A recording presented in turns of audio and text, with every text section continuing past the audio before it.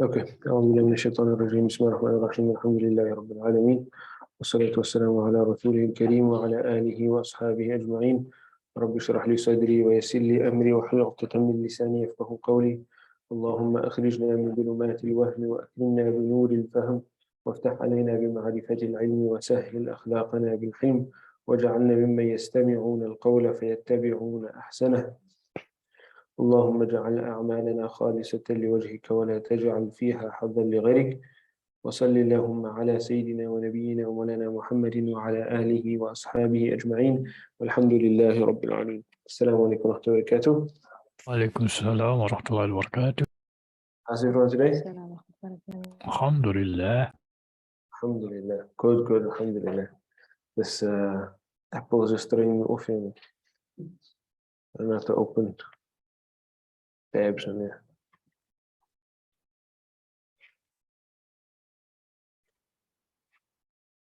Okay, in terms of our hadith, last week we were on we did hadith number 29. 29. Let's just check quickly. We did hadith number 30. Yeah.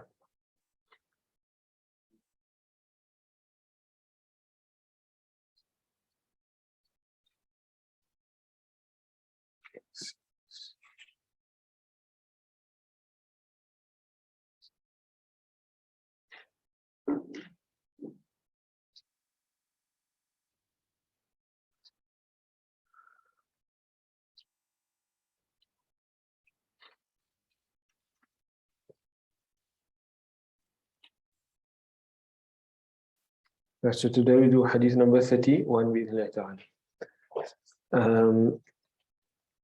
بسم الله الرحمن الرحيم. عن أبي العباس سهل بن سعد الساعدي رضي الله عنه قال: جاء رجلا إلى النبي صلى الله عليه وسلم فقال: يا رسول الله، دلني على عمل إذا عملته أحبني الله وأحبني الناس. So this companion Sahil ibn Sa'ad radiallahu anhu, he reports rather that a man came to Rasulullah sallallahu alayhi wasallam and said to him, O Messenger of Allah sallallahu alayhi wasallam, direct me to an action that if I do it, Allah will love me and the people will love me. Direct me to an action that if I do it, Allah will love me and the people will love me.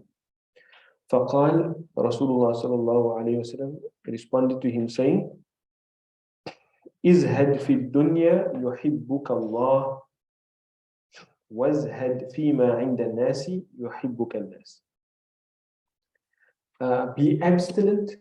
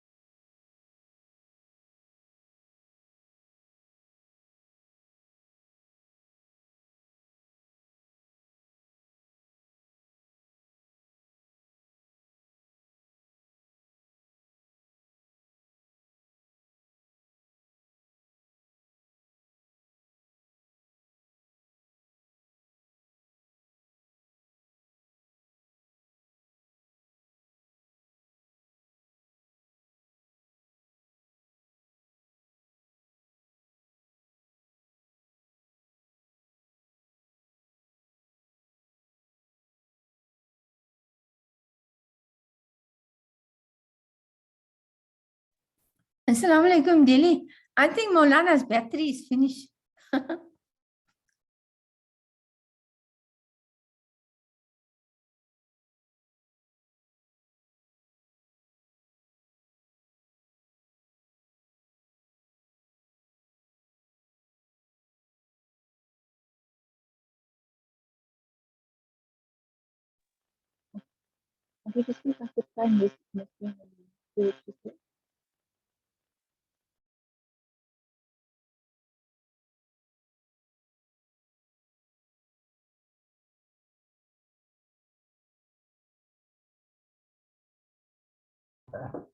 Could somebody please tell me which number hadith was Maulana going to do?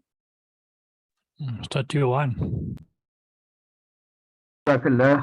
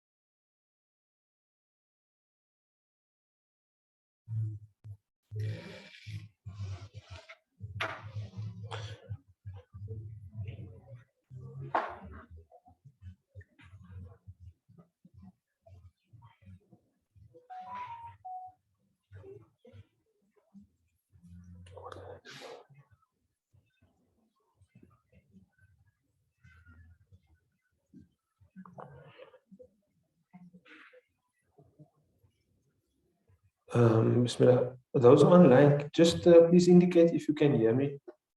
We can see you and we can hear you now. I can't hear you.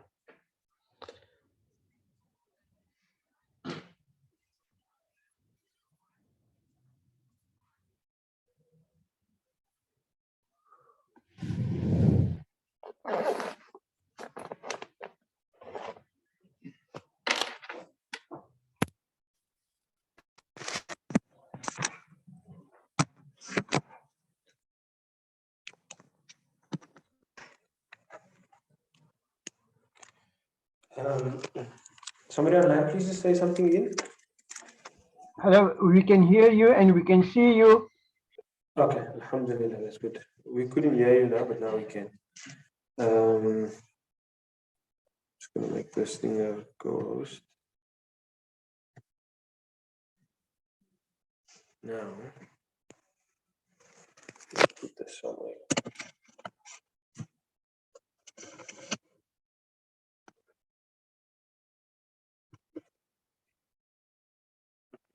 Sorry about all this technical difficulties here.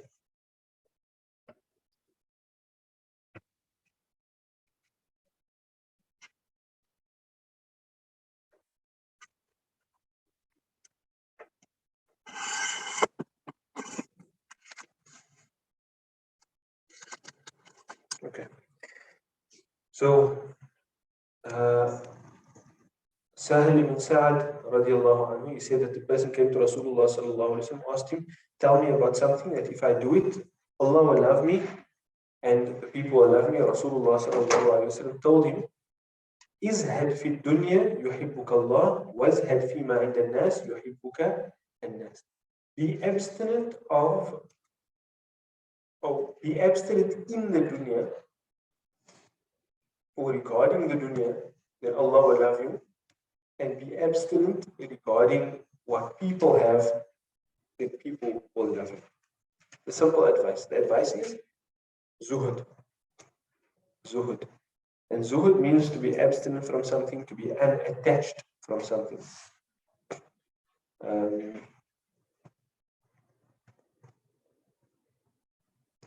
Yeah, I think it's a very simple advice.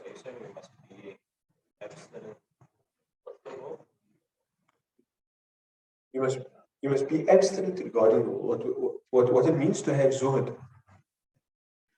It means to be detached from the world, not to be materialistic, not to be focused on simply attaining dunyawi things. So what it means to be abstinent in the dunya is to take from the dunya what is beneficial to you and to leave what is not. What does it mean to have zuhud regarding what people have is to not be desirous of what they have. If somebody has something, that's a favor, there's actually another hadith that mentions things in which hasad is permissible. and that is in relation to knowledge and wealth for a person that gives it in charity, not any wealth. But there again, the idea of envying a person in that is that you want it for yourself, not that you don't want it for them.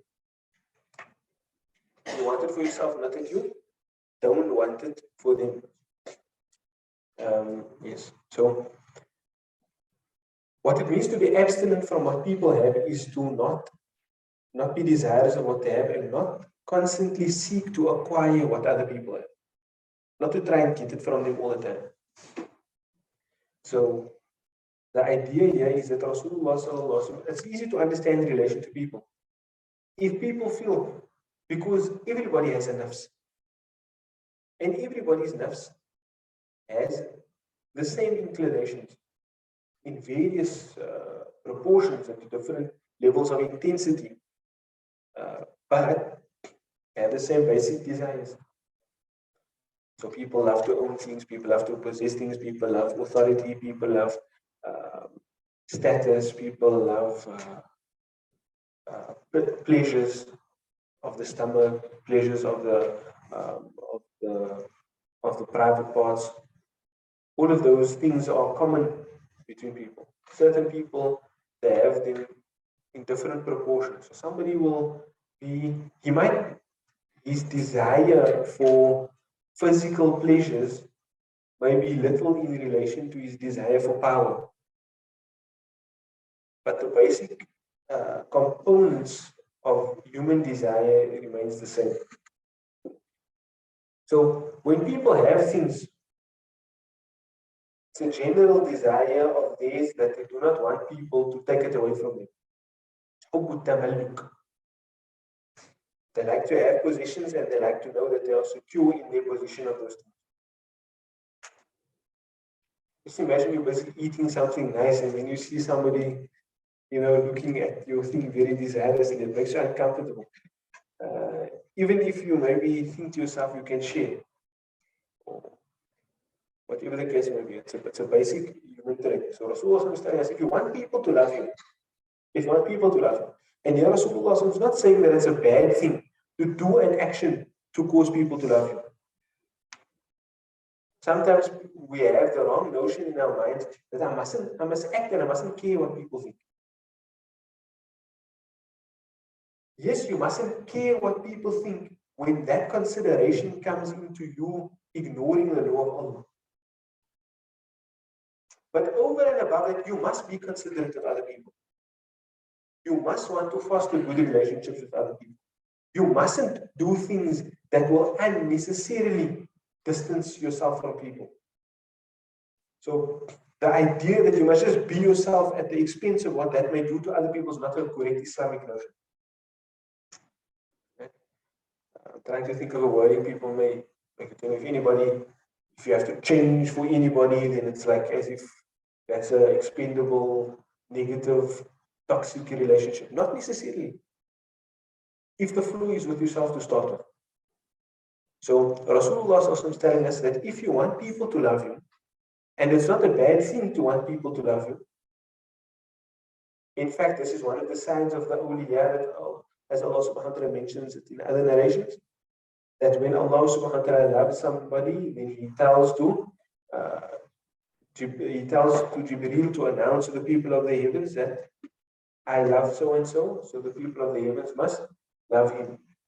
And then they all love him. And then that announcement is made to the rest of creation that Allah loves so and so, we must all love him. And then people generally love them. So it's not something to be desirous of the love of people is not a bad thing. In fact, the world could do with a lot more of it. One of the ways to attain that is by not being desirous of what people have. Not being desirous of what people have. So that speaks to remedying something within ourselves that will bring about a reaction from other people. Because if you don't want what other people have, you don't want anything from them other than their love, then it speaks to you as a person being a source of benefit for them, a source of goodness for them. You don't want somebody to love you. You're not ardently desirous of somebody's love unless you have love for them. In fact, this hadith is expressive of, speaks about the main component of a love. In many of the Arabic poems, in fact, Arabic statements, is that the most beloved thing to a person of love is that the love be returned. Right? And that's actually what we speak about when the scholars speak about khawfullah. You know, we must have fear of Allah. But is it the fear of, like, the fear that I have of Allah is that Allah is a terrible being that is out to get me? No, that's not the type of fear that you have khawfullah. That's fear of you yourself being in such a state that you deprive yourself of Allah's love. You fear being deprived of Allah's love. So the fact that you are desirous of somebody's love is generally indicative of the fact that you have love for them. So if you want that from people, be abstinent from what they have. And that speaks to you. Don't want any of their material benefits, rather you be a source of goodness to them, a source of benefit to them. And in the dunya, the ulama would say that hubb dunya and hubbullah, they don't exist in the same place. They are inversely proportional now. The more your heart is filled with love for the dunya, the less your heart is filled with love for Allah. In fact, this meaning is not something that scholars have said. They derived it from a hadith of Rasulullah sallallahu alaihi wasallam, where he speaks about this a time in which the ummah will be weak. They'll be large in number, but they will be weak in strength. Allah subhanahu wa ta'ala will remove all of the ummah from the hearts of people. That's what Rasulullah says. And he says, the companions then ask him, is it because we'll be few in number on that day? And Rasulullah says, no, you will be many, you will be plenty. But you will be like you will be like the foam on the top of the ocean. No, you're not what remains, you're not the water. You won't be like the water on that day. You'll be like the foam on the top of the ocean. And then Rasulullah sallallahu alayhi wa sallam says that will be on account of wahan being placed in your hearts. The companions ask him, Rasulullah, what is wahan? وَبَلْ وَهْنُ يَا Rasulullah. Then he says it is حُبُّ الدُّنْيَا وَكَرَاهِيَةُ الْمَوْتِ. حُبُّ الدُّنْيا وَكَرَاهِيَةُ الْمَوْتِ. Love of the dunya and dislike for death. And those two generally go together. In fact, Allah subhanahu wa ta'ala repeatedly references that as being a hallmark of the Yahud, of sectors of the Banu Israel. They claim to be the saved sect, they claim to be the ones that are favored by Allah. But then Allah subhanahu wa ta'ala tells them in the Quran, if you're true in it, then why do you run away from death? Why is it that, if you were given the chance, you would live for 1,000 years? Even if you live for 1,000 years, it won't save you from your fate, hellfire. Point is that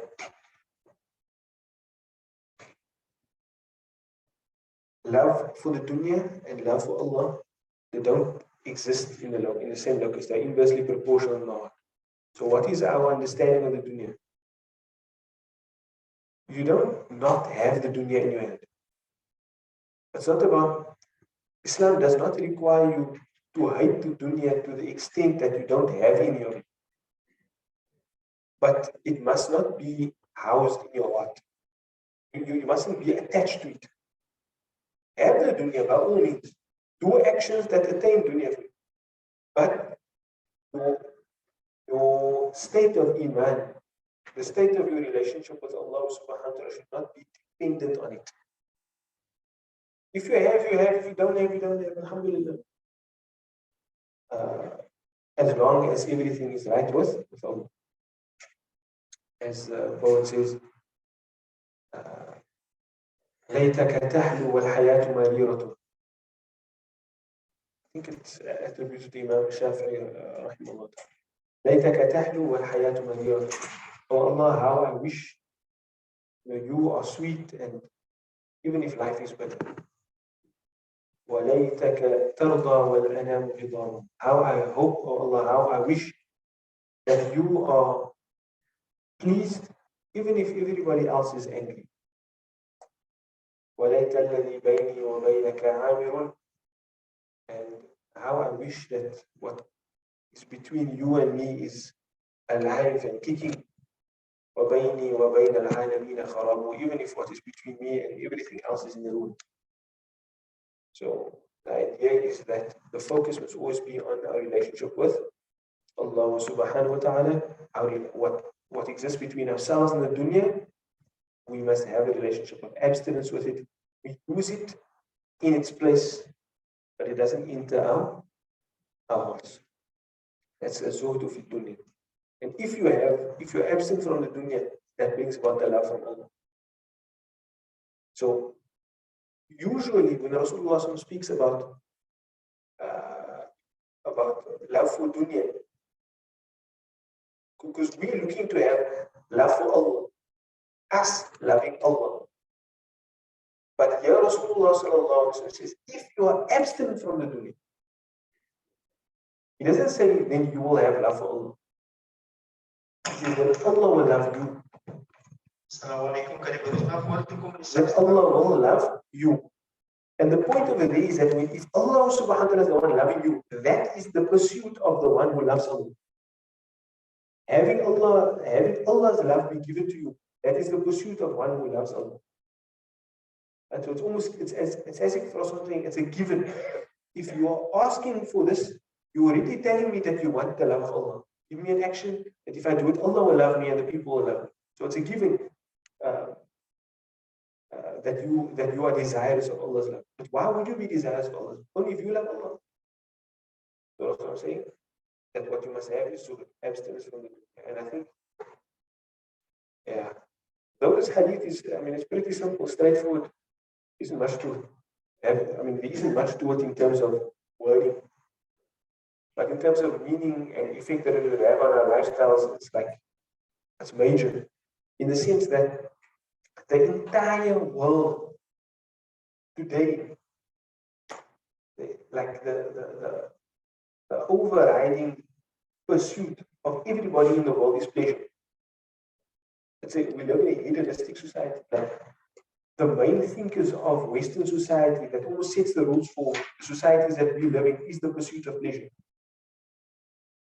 If you consider what in the writings of the main economists and philosophers should be the driving force behind how laws are created, how societies are set up, it's simply the pursuit of pleasure. That's all that there is to it. And that's not us. Even how they define what is beneficial to a person. What is beneficial to a person?